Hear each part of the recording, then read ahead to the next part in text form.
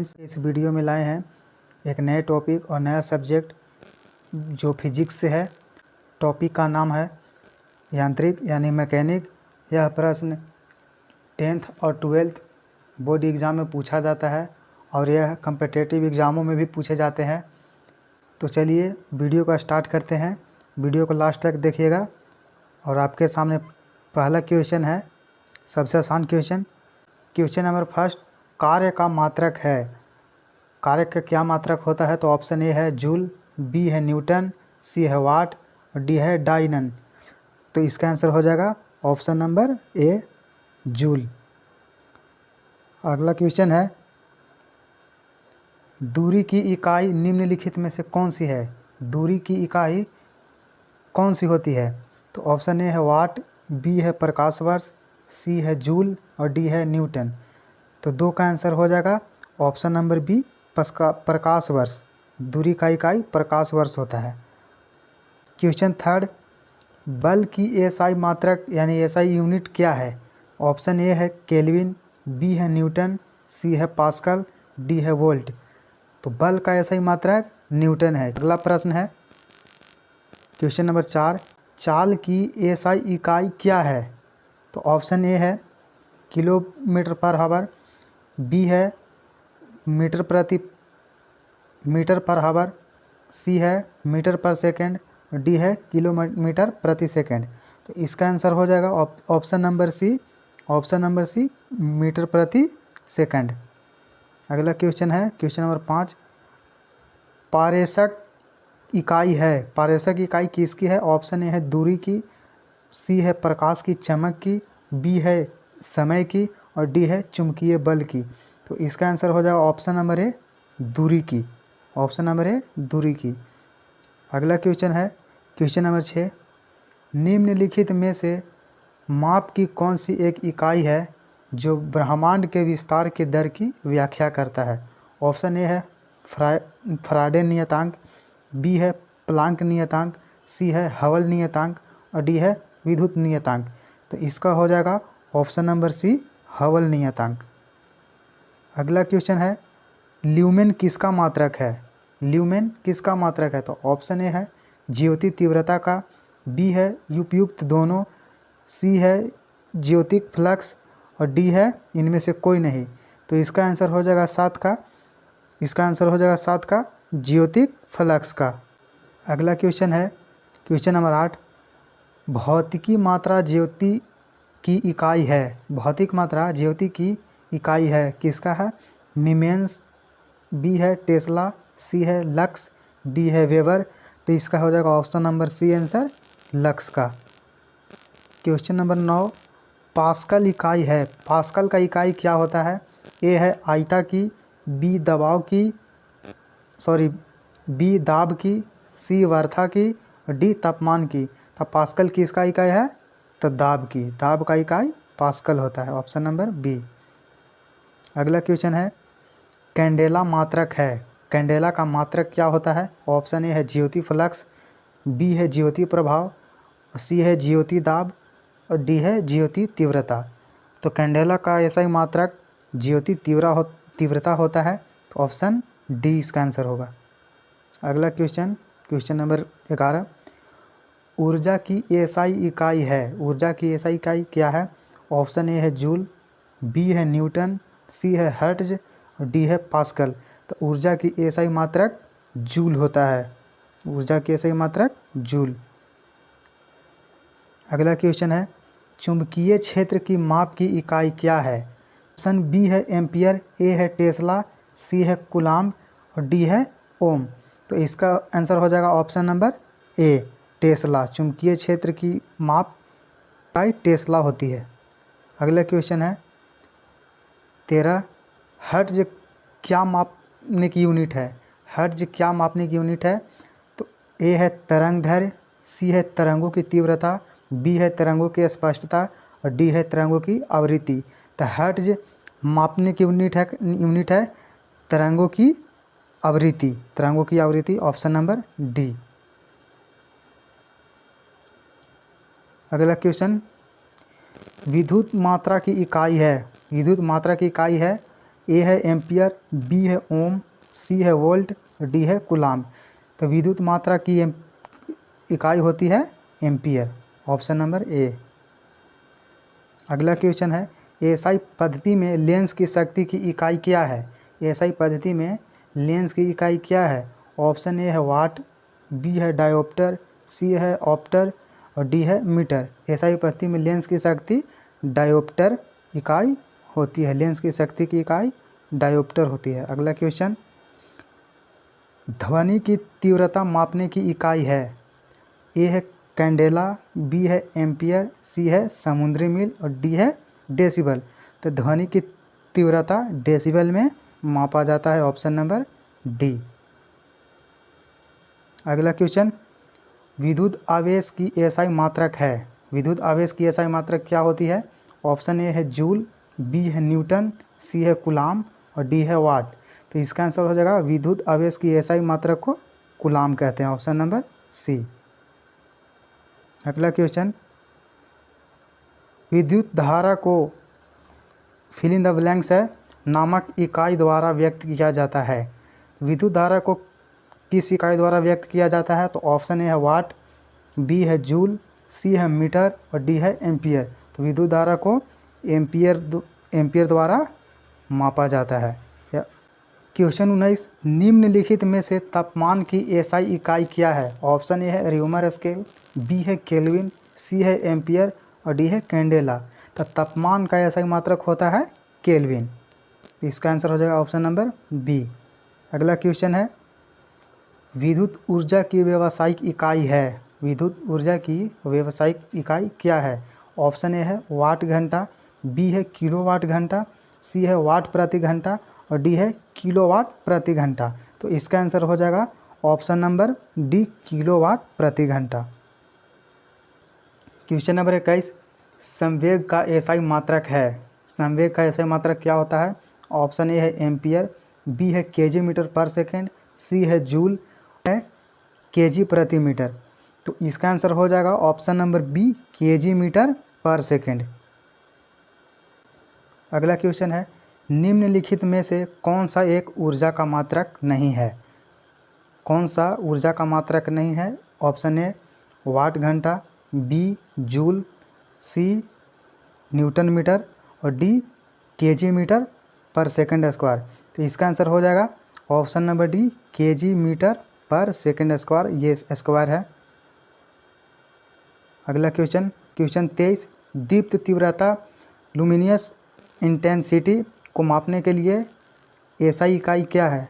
Option A है ampere, B है candela, सी है मोल, डी है केल्विन। तो इसका आंसर हो जाएगा ऑप्शन नंबर बी, कैंडेला। तो तीव्रता कैंडेला इकाई में मापा जाता है। अगला क्वेश्चन है, निम्नलिखित में से कौन सा मात्रक वही मात्रा मापता है जो एसआई इकाई पास्कल द्वारा मापी जाती है?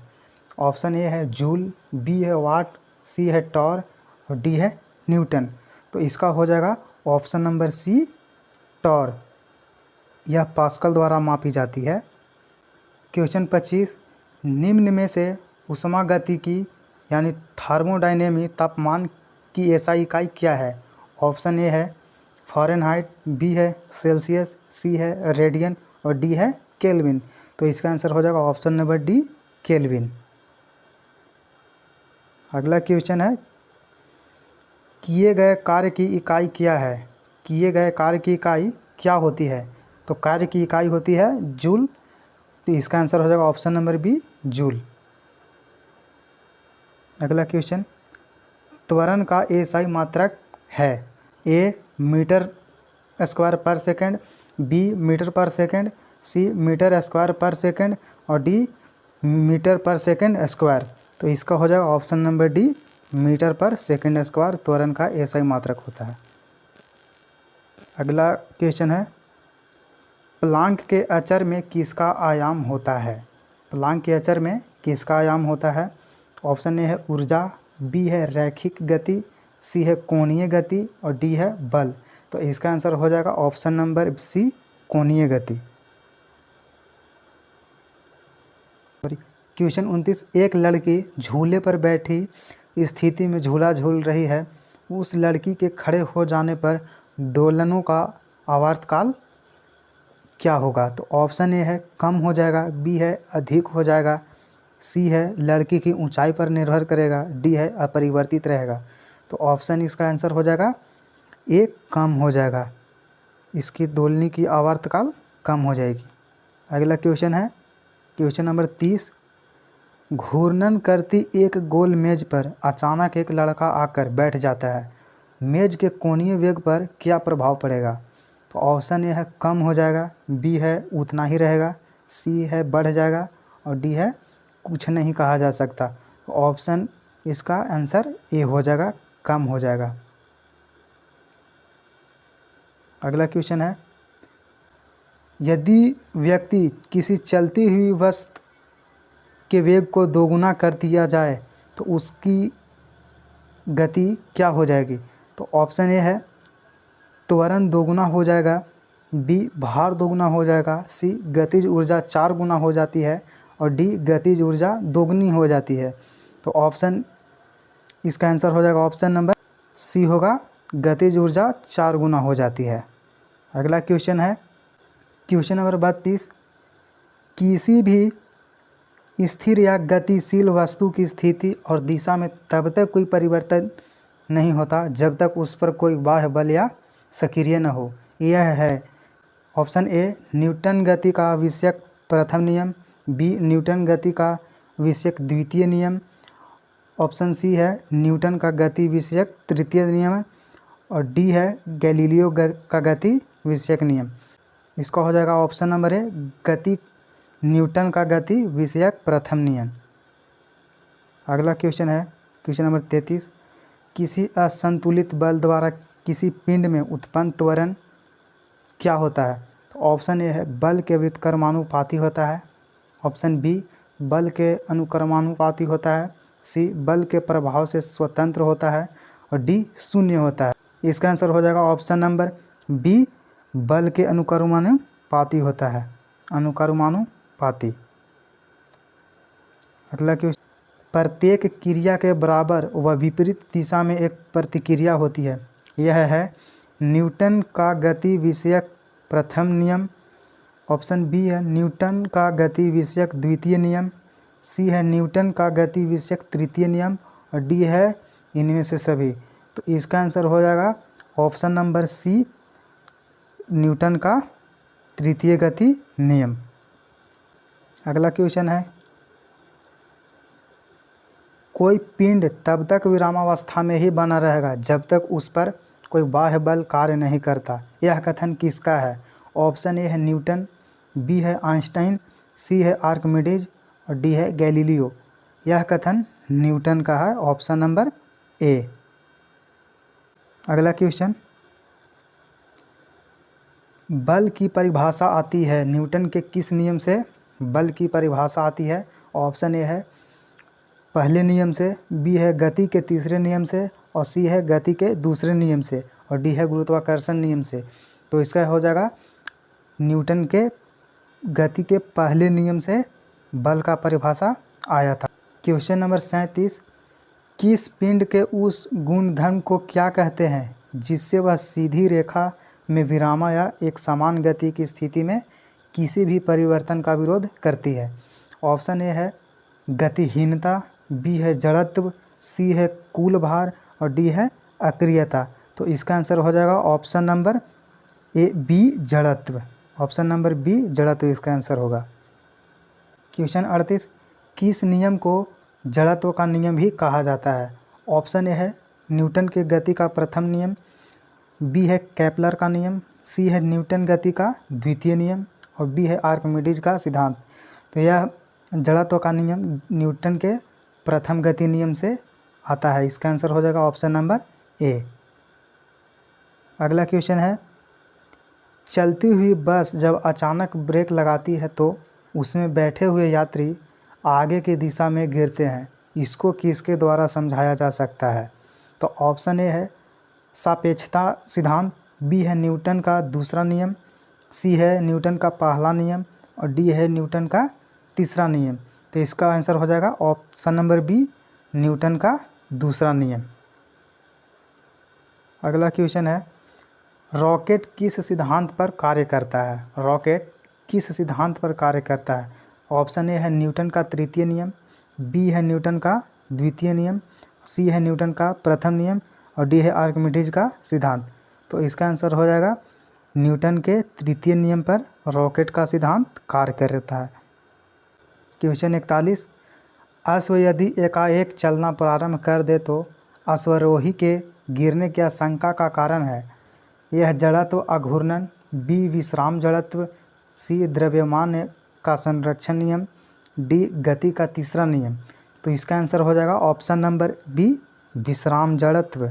इसका आंसर हो जाएगा ऑप्शन नंबर ए विश्राम जड़त्व। अगला क्वेश्चन है क्वेश्चन नंबर 42, क्रिकेट का खिलाड़ी तेजी से आते ही बॉल को क्यों अपने हाथ को पीछे खींचकर पकड़ता है? ऑप्शन ए है बॉल विश्राम की स्थिति में आ सकती है, बी है बॉल त्वरित स्थिति में रह सकती है, सी है हो सकता है कि उससे कम बल लगाने की आवश्यकता हो और डी हो सकता है कि उससे अधिक बल लगाने की आवश्यकता हो। तो इसका आंसर हो जाएगा ऑप्शन नंबर ए बॉल विश्रामा गति में आ सकती है। इसका आंसर ऑप्शन नंबर ए होगा।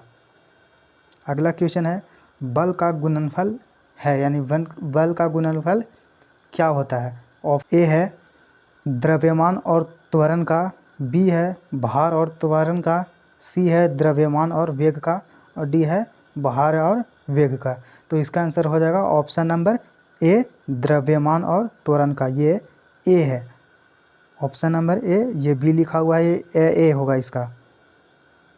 अगला क्वेश्चन है, यदि हम भूमध्य रेखा से ध्रुव की ओर जाते हैं तो उसका मान क्या होता है? तो ऑप्शन ए है बढ़ता है, बी वही बना रहता है, सी घटता है और डी 45 अक्षांश तक रहता है। तो इसका आंसर हो जाएगा ऑप्शन नंबर ए बढ़ता है। ऑप्शन नंबर ए बढ़ता है।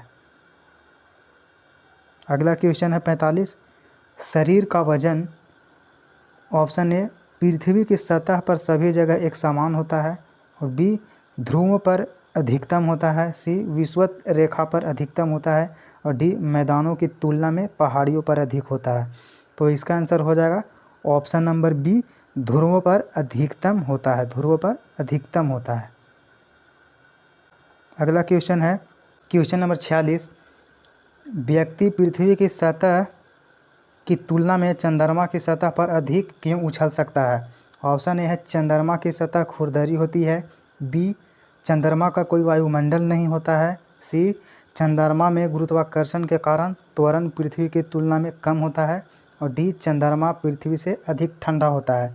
तो इसका आंसर हो जाएगा ऑप्शन नंबर सी चंद्रमा में गुरुत्वाकर्षण के कारण त्वरण पृथ्वी के अधिक तुलना में कम होता है। Option number C. Question 47, 20 KG वजन को ज़मीन के ऊपर 1 मीटर की ऊंचाई पर पकड़े रखने के लिए किया गया कार्य, यह किया गया कार्य कितना जूल होगा? तो ऑप्शन ए है 20 जूल, बी है 200 जूल और सी है 981 जूल और डी है शून्य जूल। तो इसका आंसर हो जाएगा option number D 0 joule. Option number option number D इसका आंसर होगा। अगला क्वेश्चन है क्वेश्चन 48, एक व्यक्ति एक दीवार की धक्का देता है पर उससे विस्थापित करने में असफल रहता है तो वह करता है? ए है कोई भी कार्य नहीं, बी ऋणात्मक कार्य और सी धनात्मक परंतु अधिकतम कार्य और डी है अधिकतम कार्य। तो इसका आंसर हो जाएगा ऑप्शन नंबर ए कोई भी कार्य नहीं करता है।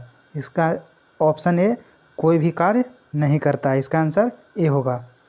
अगला क्वेश्चन है क्वेश्चन नंबर 49, पहाड़ी पर चढ़ता एक व्यक्ति आगे की ओर झुक जाता है क्योंकि ऑप्शन ए है तेज चल सके, बी सख्त संरक्षण हेतु, सी फिसलने की संभावना कम हो जाए और डी अस्थायित्व बढ़ाने के लिए। तो इसका आंसर हो जाएगा ऑप्शन नंबर डी अस्थायित्व बढ़ाने के लिए। लास्ट क्वेश्चन है, पानी से भरी डॉट लगी बोतल जमने पर टूट जाएगी क्योंकि ऑप्शन ए है जमने पर बोतल सिकुड़ जाती है, बी जमने पर जल का आयतन घट जाता है और सी जमने पर जल का आयतन बढ़ जाता है और डी कांच ऊष्मा का कुचालक है। तो इसका आंसर हो जाएगा ऑप्शन नंबर सी, जमने पर जल का आयतन बढ़ जाता है, इसलिए पानी से भरी डॉट की बोतल टूट जाती है। इसका आंसर सी होगा। तो बस आज के लिए इतना ही। इससे जुड़े और प्रश्न हैं जो अगले वीडियो में आएगा। तब तक के लिए धन्यवाद।